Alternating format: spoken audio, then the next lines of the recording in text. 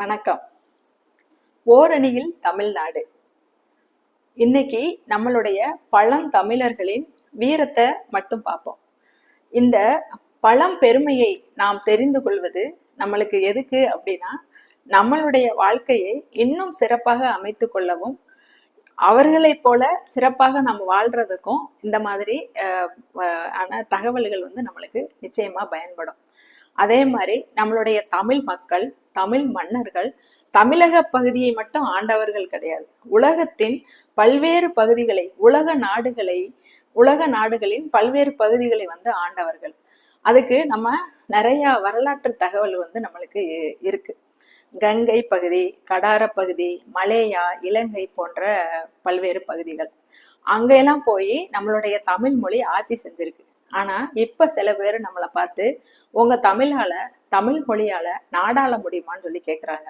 அந்த கேள்விக்கே இடம் இல்லை. ஏன்னா நம்ம தமிழ் மொழி நாடாண்ட மொழி.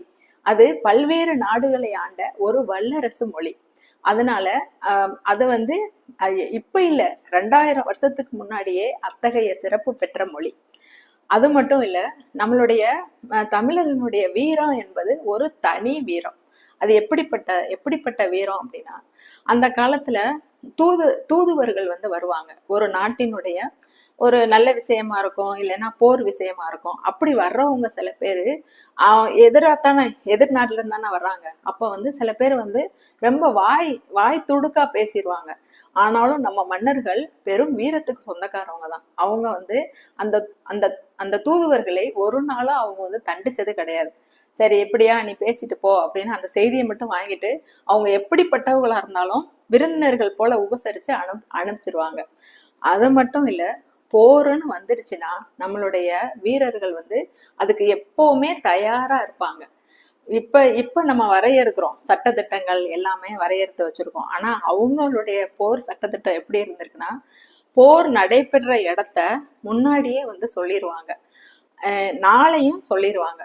அதுக்கடுத்து அந்த பகுதியில உள்ள மக்கள்லாம் அதாவது அந்த போருக்கு தயாரான வீரர்கள் மட்டும்தான் அங்க இருப்பாங்க.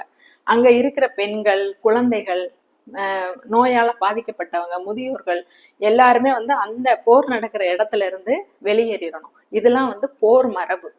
அது மட்டும் இல்ல, அந்த போருன்னு சொல்லிட்டாலே அந்த வீரர்களுடைய உடம்புல புது உத்வேகம் வருமா. இதெல்லாம் நம்ம நினைச்சு பார்க்கும்போது ரொம்ப பெருமையா இருக்கு.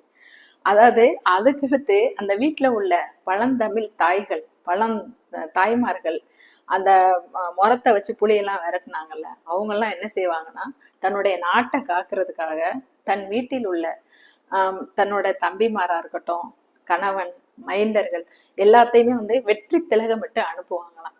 சரி, இப்ப போருக்கு போயிட்டாங்க.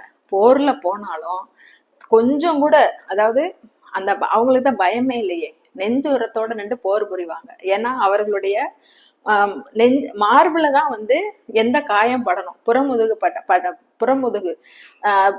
புறமுதுகுல காயம் பற்றக்கூடாது. அப்படியே தெரியாம பட்டுட்டா கூட அவங்க உயிர் வாழ மாட்டாங்க.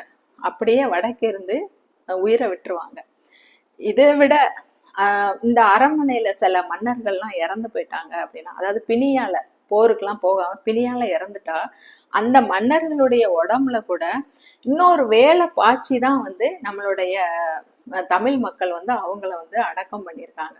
இப்படி நம்மளுடைய இந்த வீர நிகழ்வுகள்லாம் கேட்டு கேட்டு நம்மளுக்கே ஒரு இன்னும் கொஞ்சம் வீரம் அதிகரிக்குது. பழந்தமிழர்களின் பண்பாட்டை பாக்குறோம், வீரத்தை பாக்குறோம். இதெல்லாம் நம்ம வாழ்க்கையில எப்படி அதை கடைபிடிக்கிறது, நம்ம வாழ்க்கையில ஒவ்வொரு நிலையிலையும் அதை பொழிய செய்ய வேண்டும். அப்படி தன்னுடைய வாழ்வில் தமிழர்களின் பண்பாட்டை பொழிய செய்தவர் தான் முத்தமிழறிஞர் கலைஞர் அவர்கள். அவருடைய அந்த தமிழுடைய அவரு தமிழை கட்டி காத்த பெருமையை சொல்றதுக்குன்னா ஒரு நாள் போதாது, சொல்லிக்கிட்டே இருக்கலாம். எனக்கு உடனே ஒரு பாரசீக கவிதை தான் ஞாபகம் வருது. அவருடைய புகழை எழுதுவதற்கு எனக்கு ஒரு தங்க பேனாவை தாருங்கள், அவருடைய புகழை பேசுவதற்கு எனக்கு ஒரு தங்க நாவை தாருங்கள் அப்படின்னு. ஆனா எனக்கு அதுல ரொம்ப பிடிச்ச விஷயம் என்ன அப்படின்னா, பூம்புகார் அப்படின்னு ஒரு படம். அதுக்கு வந்து கதை வசனம் எழுதினவங்க வந்து முத்தமிழறிஞர் அவங்கலாம். ஆனா அந்த படத்தை பார்க்கும்போது நம்மளுக்கு சிலப்பதிகாரத்தை படிச்ச மொத்த அனுபவமே வந்துடும். அது மட்டும் இல்லாம பூம்புகார் கலைக்கூடத்தை பார்க்கும்போது கண்ணகி, கோவலன், மாதவி இவங்கெல்லாம் வாழ்ந்த இடத்த பாக்குறது மாதிரியே இருக்கும். இப்படி அவர்களுடைய சிந்தனை எல்லாமே வந்து பிற்காலத்துல உள்ள நம்மளுடைய இளைய தலைமுறையினரும் தமிழை பத்தி தொட்டு பார்த்து கூட தெரிஞ்சுக்கிற அளவுக்கு வந்து அவங்க வந்து தமிழாய் வாழ்ந்தவர். இப்போது நம்மளுடைய தமிழர்களுடைய வீரத்தை பார்த்ததுனால முத்தமிழறிஞர் அவர்களுடைய வாழ்வில் நடந்த ஒரு வீரம் மிகுந்த சம்பவத்தை பார்ப்போம். அதாவது இந்த இந்தி பிரச்சனை அப்படிங்கிறது நம்மளுக்கு ஒரு பெரிய சவால். அதை அப்பப்போ வந்து அப்படி தலை தூக்கிக்கிட்டே இருக்கும். அப்படி எத்தனையோ இந்தி எதிர்ப்பு போராட்டத்துல கலந்துகிட்டவங்க தான் வந்து முத்தமிழறிஞர். ஆனா அவங்க கலந்துகிட்ட இந்த கள்ளக்குடி போராட்டங்கிறது ரொம்ப ரொம்ப வரலாற்று சிறப்பு மிக்க ஒன்று. அதனுடைய சாராம்சம் என்ன அப்படின்னா, நம்மளுடைய திருச்சி மாவட்டத்துல உள்ள கள்ளக்குடி அப்படிங்கிற ஊர். அந்த ஊர்ல பீகாரை சேர்ந்த ஒரு பெரிய தொழிலதிபர் ஒரு பெரிய சிமெண்ட் தொழிற்சாலையை கட்டுறாரு. கட்டுனதோட மட்டும் இல்லாம அந்த ஊருக்கு என்னோட பேரை வைங்க, டால்மியாபுரம் அப்படின்னு பேர் வைங்க அப்படின்னு சொல்றாரு. அது மாதிரியே இவங்க நம்ம அப்ப இருந்த அரசு வந்து அதை ஏத்துக்கிட்டாங்க. ஆனா நம்மளுடைய இந்த திராவிட முன்னேற்ற கழகத்தை சேர்ந்தவர்கள் வந்து அதை கொஞ்சம் கூட ஏத்துக்கல. அவங்க உடனே அதுக்கு எதிர்ப்பு தெரிவிக்கிறாங்க. முத்தமிழறிஞர் வந்து அதுல ஆளா வந்து கலந்துக்கிறாங்க. அவங்களுக்கு கொடுக்கப்பட்ட வேலை என்ன அப்படின்னா, அந்த அந்த டால்மியாபுரம் அப்படின்னு எழுதியிருக்கிற அந்த போர்டுல கள்ளக்குடி அப்படின்னு இருக்கிற பேரை போய் பொறிக்கணும். அதுதான் வந்து முத்தமிழறிஞர் அவர்களுக்கு கொடுக்கப்பட்ட வேலை. இதை வந்து கலைஞர் அவர்கள் சரியா செஞ்சுட்டாங்க. கள்ளக்குடின்னு போய் அவ்வளவு எதிர்ப்பையும் தாண்டி கள்ளக்குடின்னு போய் அந்த போர்டை வச்சுட்டாங்க. வச்சதோடு மட்டும் இல்லாம அவங்களுடைய அந்த ஆத்திரம் வந்து தீரலை. எப்படி எங்க தமிழ்நாட்டுல வந்து நீ வடநாட்டு பேரை வைப்ப அப்படின்னு சொல்லிட்டு உடனே வந்து அந்த நேரம் ஒரு ரயில் வந்துகிட்டு இருக்கு. இவங்க போய் என்ன செய்யறாங்க, தண்டவாளத்துல போய் மறியல் பண்ணி அப்படியே தலைய வச்சு படுத்துடுறாரு.